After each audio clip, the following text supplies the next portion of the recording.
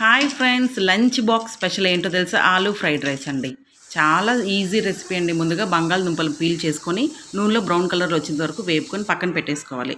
ఇప్పుడు అదే బాణట్లో నూనె వేసి కొద్దిగా లవంగము, చెక్క, ఇలాచి వేసుకొని అది చిటపట ఆనిన తర్వాత ఎర్రగడ్డలు, పచ్చిమిరపకాయలు వేసుకోవాలండి. తర్వాత సన్నగా తరిగిన తెల్లవాయిలు, కొద్దిగా జీడిపప్పులు వేసుకొని కలర్ మారేంత వరకు దాన్ని మంచిగా వేపుకోవాలి. తర్వాత కొత్తిమీర, కరివేపాకు వేసుకోవాలి.